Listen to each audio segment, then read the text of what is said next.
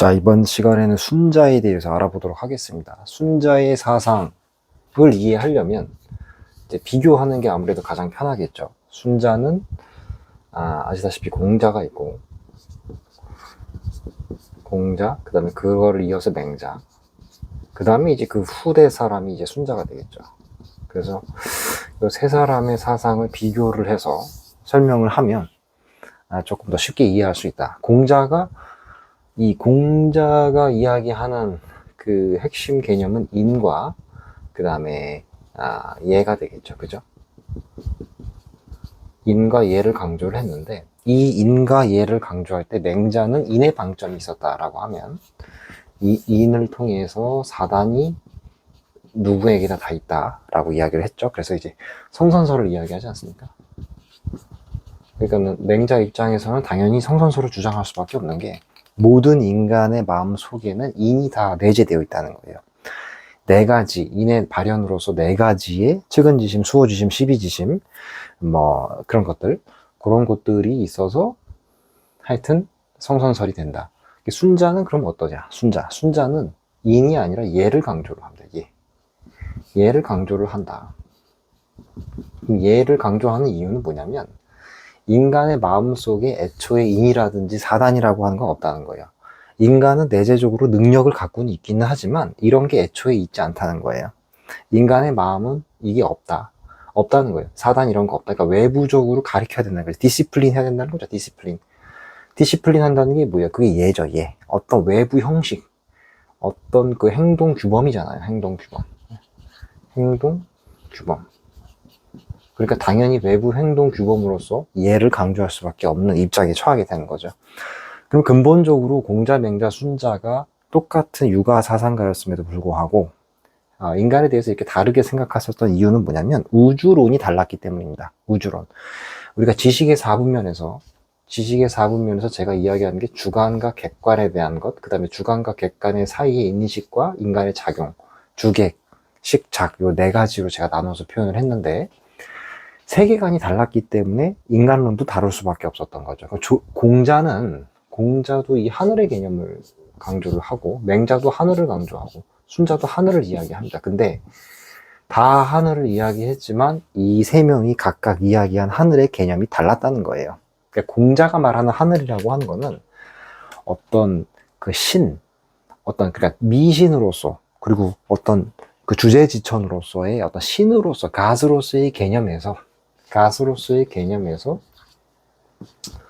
이제 인간의 어떤 그 인간 세상으로서의 이 하늘이 내려오긴 했지만 아직까지도 하늘은 이 모든 것들을 다 관장하는 그러한 하늘이라는 거예요.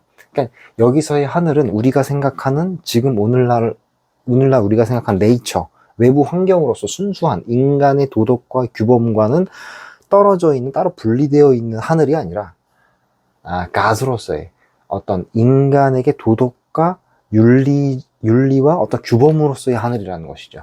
그래서 맹자에서 이 하늘이 조금 더 구체화돼서 천명이라고 이야기하죠. 천명이라고 하잖아요. 하늘이 명을 내린다는 거예요. 그러니까 도덕과 어떤 당위, 어떤 규범으로서의 성질이 아직까지 하늘에 남아 있었다는 겁니다. 그렇죠? 근데 순자의 천의 개념은, 이건 순전히 네이처의 개념입니다. 네이처의 개념이에요. 그래서 이제 더 이상 하늘이라고 하는 것이 도덕과 윤리 규범으로서의 근거가 될 수가 없다는 거예요. 그러니까는 하늘은 하늘일 뿐이고 인간은 인간일 뿐이다. 인간 세상은 인간 세상일 뿐이다. 인간의 일과 하늘의 일이 순자 때에는 완전히 분리가 비로소 되는 거죠. 그러니까 당연히 맹자까지만 해도 인간이 하늘로부터 부여받은 천명이라는 것이 있고, 하늘로부터 부여받은 이 인이라고 하는 사단이라고 하는 것이 내재되어 있으니까 당연히 성선설의 입장을 견지할 수밖에 없는 것인데, 순자 때 오게 되면 더 이상 선선설이 아니라 성악설이 되는 거죠. 성악설. 이 선단이 있는 것이 아니라, 맹자가 말한 선단이 있는 것이 아니라 오히려 악단이 있다. 오히려 악단이 있다는 거예요. 그렇기 때문에 예를 강조한다. 외부 행동 규범으로서의 이해를 강조할 수밖에 없다라는 것입니다. 그래서 이것이 순자의 사상의 핵심이고, 그래서 순자와 공자와 맹자가 공자, 맹자, 순자가 똑같은 육아 사상이었음에도 불구하고 인간에 대해서 다른 관점을 가질 수밖에 없었던 것은 우주론이 달랐기 때문입니다. 우주론이 달랐기 때문이다. 그래가지고 이 순자에 있어서는 이 명이라고 하는 것도, 운명이라고 하는 것도 일종의 액시던트예요. 운명이라고 하는 거죠, 운명. 인간의 운명이라고 하는 것도 하늘이 그 인간에게 어떤 벌을 행하고 이런 것이 아니라 그냥 단순한 액시던트일 뿐이에요. 어떤 그냥 말 그대로 그냥 우연일 뿐이라는 거죠. 그냥 우연일 뿐이다. 이렇게 되는 겁니다. 그래가지고 순자가 이렇게 우주론이 독특했다라고 하는 거. 그 다음에 이제 또 하나 중요한 것이 뭐냐. 순자가 그러면은 뭐 공자, 맹자의 영향만을 받은 것이 아니고 순자가 이제 어디에 영향도 받느냐. 이 도가의 영향도 받기는 받습니다. 도가의 영향을 받아가지고 어디에서 보냐면 순자는 이 마음이 아주 이 정명한 상태. 그러니까 호수 위에 물이 이게 잔잔하잖아요. 물이 이렇게 잔잔한 이러한 마음의 상태를 강조를 했어요. 이거 허심이라고 이야기를 하거든요. 허심이라고 이야기를 합니다. 그러니까 인간이 어떤 그 마음, 어떤 생각이죠. 생각과 어떤 감정, 이런 것들로 둘러싸여 있으면 외부 환경, 외부 사물을 그대로 비출 수가 없다는 거예요. 그러니까 내 마음이 허심 상태에 있어야,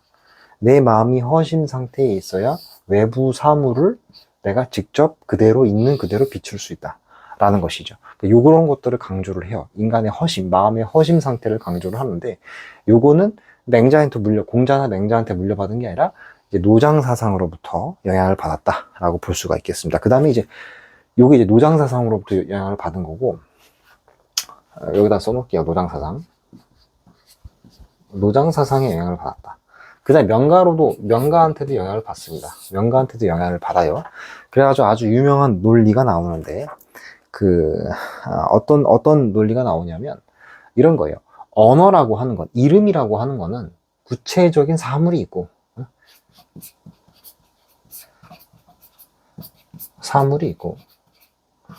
이거를 우리가 명명한 게 이름이란 말이에요. 이름.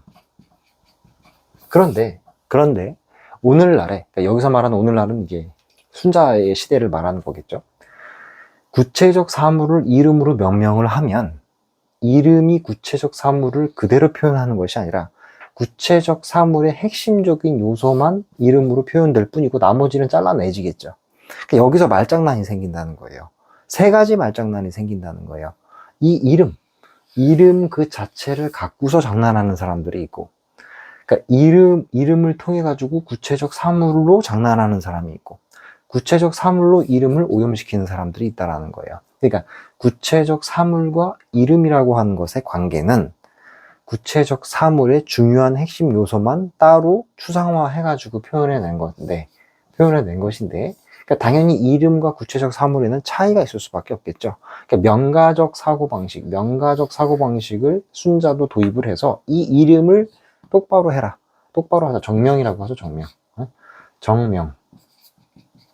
이름을 바르게 하자라는 거예요. 이 어떤 단어, 용어라고 하는 것이 구체적으로 무엇을 가르치는지를 명확하게 해야지만이 우리는 서로 간에 논쟁을 할 수도 있고 어떤 그 진리를 바르게 할 수 있다. 이런 이야기를 또 순자가 합니다.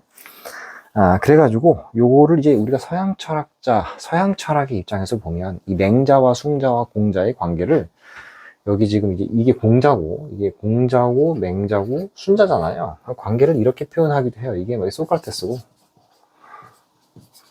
플라톤이고, 아리스토텔레스다. 이렇게 표현을 하기도 합니다. 마치 공자가 소크라테스에 준하는 사람이라고 한다면 그 소크라테스 중에서 맹자는 인간을 성선설로 봤잖아요. 조금 온화한 성격을 갖고 있는 플라톤이 이데아를 강조했잖아요. 이데아를 강조한 플라톤이 맹자하고 등치시킬 수 있고, 순자는 다소 스트릭트하죠. 조금 딱딱하죠. 인간의 운명, 인간이 인을 갖고 있지 않고 성악설, 인간은 오히려 악단을 갖고 있다라고 표현을 했잖아요. 그러니까 그것은 오히려 아리스토텔레스에 가깝다. 아리스토텔레스도 어떤 그 진료와 어떤 형상이다라고 하는 개념을 통해 가지고 어떤 물질이라고 하는 것을 강조를 했단 말이에요. 그러니까 다소 유물론적이죠. 그러니까 유물론적이고 플라톤은 다소 유심론적이죠. 유심론적이죠. 그래서 플라톤의 유심론. 그다음에 아리스토텔레스는 유물론. 이렇게 등치시키기도 합니다. 이렇게 등치시키기도 한다라는 것이죠. 그래서 오늘은 순자 사상에 대해서 간단하게 좀 표현을 해봤는데, 물론 순자도 모든 철학은 제가 여기서 이제 지식의 사분면에서 표현했듯이 주관, 객관, 인식은 방법론이고 작용. 순자도 순자가 이 사분면에 해당되는 모든 철학을 다 풀면서 한 말이 한두 가지가 아니겠죠. 그래서 순자도 아주 간단하게 요약하기는 매우 어렵다. 하지만 간단하게 요약을 해보면, 그럼에도 불구하고 간단하게 요약을 해보면, 순자는 유학을 더 심화시켰다. 공자의 사상과 맹자의 사상을 더 심화시키는 후세의 사람이었다. 다만 그럼에도 불구하고 공자, 맹자, 순자와에는 인간을 바라보는 이러한 차이가 있었다. 인간을 바라보는 차이는 당연히 어떤 차이 때문에 근거한다. 세계관, 특히 이 하늘이라고 하는 개념을 공자, 맹자와는 전혀 다르게 봤다. 우주론의 차이가 인간론의 차이로 귀결되는 것이고, 우주론과 인간론의 차이가 결국에는 이 세상을 어떻게 살아야 될 것인지에 대한 사회 철학이라든지 교육 철학이라든지 정치 철학하고도 관련이 있는 것이죠. 그래서 순자는 외부의 디시플린, 행동 규범으로서의 예를 더 강조했다 라고 하는 것이고, 순자에 있어서는 이 천이라는 개념이 순전히 네이처의 개념으로 더 내려오면서 인간과 하늘이라고 하는 건 도덕 윤리 규범과 인간세라고 하는 것이 완전히 분리됐다라는 것이죠. 그 다음에 일부 노장 사상의 아이디어를 빌리기도 했다. 그래서 이 허심이라고 하는 걸 굉장히 강조했고, 이 명가 철학에서도 또 명가 철학의 사상도 일부 차용을 해서 이 구체적 사물과 이름과의 관계를 논하기도 했었다라고 이렇게 정리를 해볼 수 있겠습니다.